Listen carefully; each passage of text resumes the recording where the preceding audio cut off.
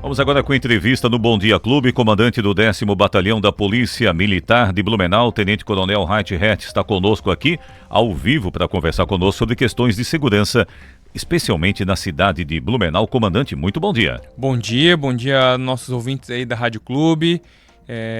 Estamos aí para conversar sobre a nossa segurança da nossa Blumenau. Vamos começar falando sobre o novo centro de operações sendo instalado aí no bairro Vila Nova, na antiga SDR, ADR, na rua Brasvanca. Queria que o senhor explicasse exatamente o que compreende aí esse centro operacional sendo instalado, o que vai abrigar além da Polícia Militar e quais atividades ali. Então, o COI, esse Centro de Operações Integradas, ele vai integrar o CCO, que é a estrutura de monitoramento da prefeitura, com o Copom, que é o Centro de Operações da Polícia Militar, né? Que o Centro de Operações da Polícia Militar hoje ele está ali na Almirante Tamandaré, dentro da estrutura do 10º Batalhão.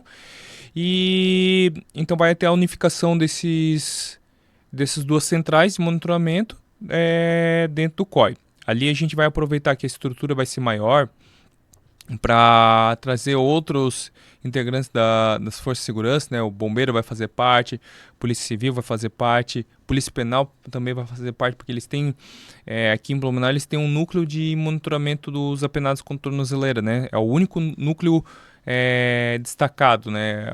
O monitoramento de tornozeleiras está em Florianópolis e temos um núcleo aqui em Blumenau e já a Polícia Penal teve interesse de vim junto nessa nossa estrutura do COI para tal monitoramento. A ideia do COI, exemplo do que é feito nos grandes centros urbanos, São Paulo, Rio de Janeiro, é melhorar a sinergia nesse uso das informações, dessa troca de informações que essas centrais geram, né? A CCO, por exemplo, hoje, se recebe um alerta de um botão do pânico, vê algum problema nas escolas, ela tem que fazer o contato com a Polícia Militar via telefone. Às vezes isso não é imediato e quando você está dentro do mesmo espaço é uma questão de simplesmente levantar e conversar com um colega de trabalho que está dando problema na escola, né? O responsável pelo monitoramento de uma escola, das escolas do município, levanta e informa o policial, estamos tendo problema em tal escola. Aproveitando exatamente essa parte da escola que o senhor cita, né? Essa proposta que até o prefeito tem falado de instalar um botão de pânico especificamente para a educação, para as escolas, então também deve ter esse monitoramento direto aí da PM também. Isso, porque assim, a COI, ali como ela vai estar juntando todas as equipes, né? Porque ali a ideia é colocar a PM, o SAMU, né? O SAMU já está com a gente dentro do Copom, né? O SAMU, Bombeiro, Polícia Penal, Polícia Civil, Guarda de Trânsito, Secretaria de Planejamento Viário, todos esses entes estarem dentro ali da central e com isso já puxar todo o conceito de muralha digital que a prefeitura tem trabalhado, né? Já tem... o que é esse conceito de muralha digital? São câmeras de reconhecimento de placa, são câmeras de reconhecimento facial e a ampliação das câmeras de monitoramento que nós temos nas escolas, que hoje as câmeras de monitoramento elas estão na entrada das escolas e aí não tem todas as informações que você necessita ali do ambiente escolar. Então a ideia é aumentar a quantidade de câmeras. Dentro da escola? Isso, dentro das escolas para que você tenha mais informações, porque... por exemplo, hoje o botão do pânico, se você aperta, o operador ele não tem informação do que está acontecendo. Pode ser um acionamento incorreto do botão do pânico, né? E a ideia como você vai ter uma estrutura maior, com mais capacidade de tratamento dessas informações, desses dados, é fazer ampliação, né? Até pensando futuramente no nível regional, né? Considerando que o próprio Copom da Polícia Militar, ele já funciona, ele já é um órgão de atuação regional, não é exclusivo de Blumenau, né? O Copom, o Cobom, que é o do bombeiro também, ele não é de nível municipal, ele é de nível regional. Esse COI ele então tem uma capacidade de atendimento de nível regional, né? Aproveitando o botão do pânico, o que ele muda na prática em relação a você ligar para o 190 é a velocidade e agilidade? É a velocidade. Eu estava pegando até com exemplo, desculpa comandante, o exemplo de uma escola estadual recentemente, teve um aluno lá com uma arma de pressão e acabou ocorrendo um disparo. Às vezes a pessoa vai ter que ir lá ligar para o 190, que é uma coisa interna que a câmera não registra, né? Exato. Aí o botão do pânico funcionaria mais fácil nisso. Até houve sim, a Polícia Militar já trabalha com o botão do pânico já faz bastante tempo, né? Não sei se relembrando ali, no caso da Rede Catarina, que é nosso programa de prevenção à violência doméstica, o aplicativo PMSC Cidadão, ele permite a instalação de um botão de pânico para as mulheres que são vítimas de violência doméstica e possuem medida protetiva de urgência. Então, quando a mulher pede junto ao judiciário uma medida protetiva de urgência, a Rede Catarina é acionada e ela faz o contato com a vítima, oferecendo o botão do pânico, que é essa funcionalidade instalada dentro do aplicativo. Você aperta o botão, ele vai enviar um sinal para o nosso central de despacho, isso é bem interessante de ver na prática. Um dia eu tenho que até produzir um vídeo para o pessoal entender, mas na tela de despacho, que é onde o despachante é o policial que ele é responsável por gerenciar as viaturas, né? Ele tem todas as ocorrências na tela e ele vai fazendo a gestão conforme a gravidade da ocorrência, conforme a disponibilidade de viaturas, proximidade de viaturas, porque todas as viaturas são georreferenciadas. Então ele faz essa gestão. Só que quando tem um acionamento do botão do pânico, todas as ocorrências caem e só fica aquela ocorrência do descumprimento da medida protetiva. Ele tem que resolver aquilo, né? Porque é urgente. A prioridade. Porque, dado que os dados mostram aqui no Brasil, o risco de termos um feminicídio, a morte de uma mulher, é muito alto, né?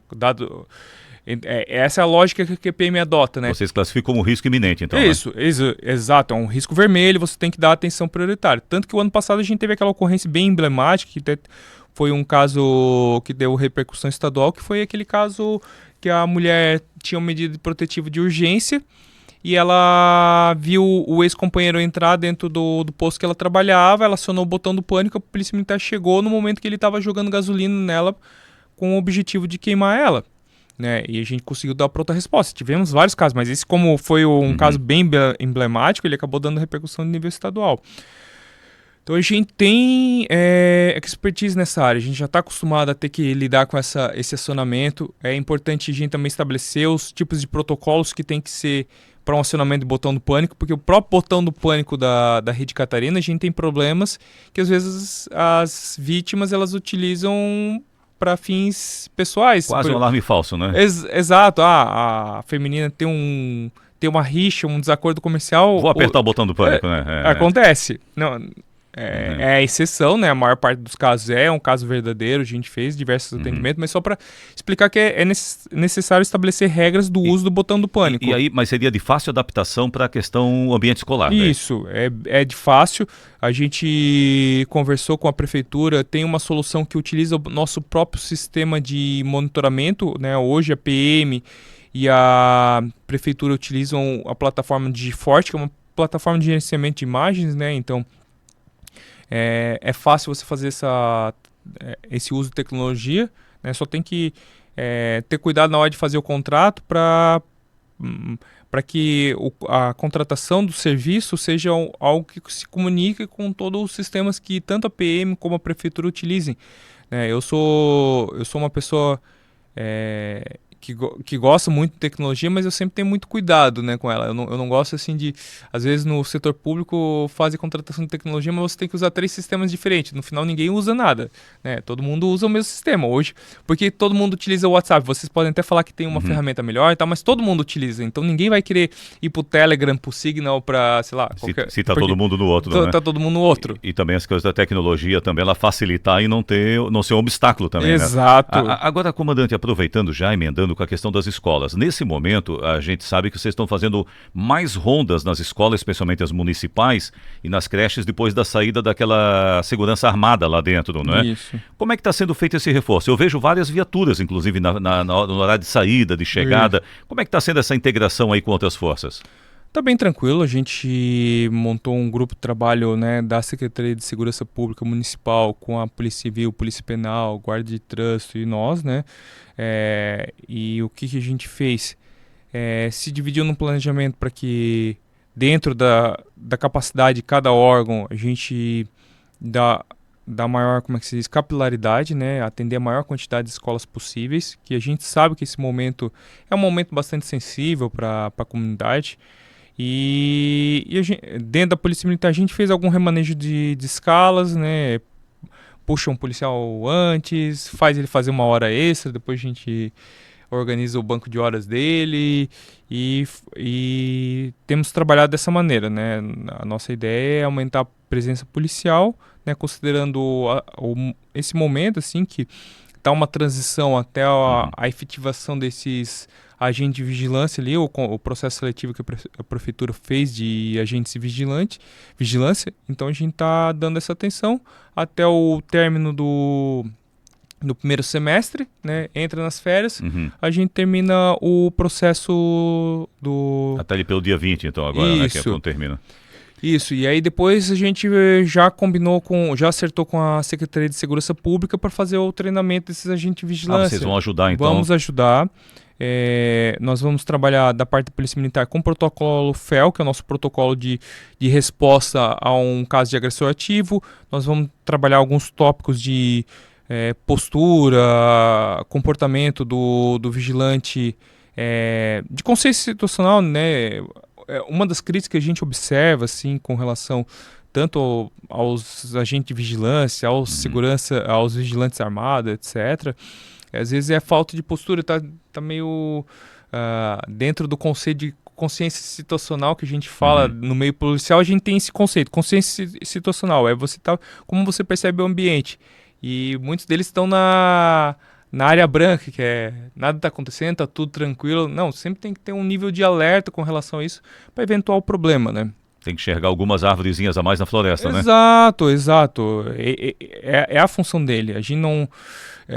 até para que ele possa acionar com como é que se diz? Com antecedência a polícia militar, se ele verificar alguém suspeito que necessite uma intervenção policial, identificar as características desse suspeito. E daí a gente também propôs que a Polícia Penal fizesse um trabalho sobre controle de acessos, né? Que a Polícia Penal é o órgão que trabalha bastante esse aspecto de controle de acessos, e agora a Câmara de Vereadores passou uma legislação tratando sobre a regulamentação de controles de acesso nas escolas municipais. Isso eu acho que é um avanço muito importante, você ter regras claras para que os educandários tenham uma regra única. A gente observou, em alguns casos, de pessoas suspeitas que entram dentro das escolas, a gente aciona a polícia, temos um suspeito e tal, né? A gente conversa com a equipe da escola e eles falam, a pessoa entrou para tomar água, para ir no banheiro. Mas por que a pessoa entrou? Porque ele disse que é público. Mas espera aí. A visão é diferente. Isso, né? Mas o 10º Batalhão também é um órgão público. E ninguém entra lá para tomar água, né? Na Câmara de Vereadores. Ninguém entra na Câmara de Vereadores, eu quero entrar, né? Tem um controle de acesso. Tem que ter esse cuidado. Mas vocês estão fazendo só do lado externo, assim, mas não há policial lá dentro da escola agora, né? Ou só do lado de fora dos portões? Nós fazemos na parte externa, dentro da Polícia Militar, a determinação é que se faça visita preventiva, que a gente tem duas modalidades quando a gente de estratégia de policiamento, que é a ronda escolar, que é só ficar na parte externa, fazer o entorno da escola, e a visita preventiva escolar você para na frente da escola, faz aquele controle de acesso das pessoas, entra no ambiente escolar para interagir com o diretor, coordenador pedagógico, e assim a gente colher informações também, né? Dá para dizer que são duas camadas, assim. São duas camadas, exato, porque é interessante você ter essa interação, não só passar pela escola, né? Você tem essa interação porque daí os diretores, eles relatam o problema do que está acontecendo no entorno, né? Os problemas não é só dentro da escola, às vezes está tendo consumo de drogas numa praça um pouquinho mais adiante, tem algum problema de perturbação junto aos alunos, né? Adultos incomodando alunos no entorno, então é importante você colher essas informações. Tudo pode afetar, né? Bom, comandante Tenente Coronel Reinhardt conversando com a gente aqui, comandante da Polícia Militar. Infelizmente, nosso tempo estourou, a nossa Rede Clube já está dando um sinal aqui para a gente entrar, mas nós vamos continuar a conversa também, algumas coisas fora do ar, para a gente concluir alguns desses assuntos aqui para as próximas etapas, então. Muito obrigado por essa visita aqui, essa entrevista, né? Obrigado a todos, obrigado aos ouvintes da Rádio Clube por ter me escutado. Eu sou bastante prolixo aí, falo bastante. Não, mas tem muito assunto importante aqui para a comunidade, por isso que a gente quer render mais ainda esses assuntos. Obrigado, comandante.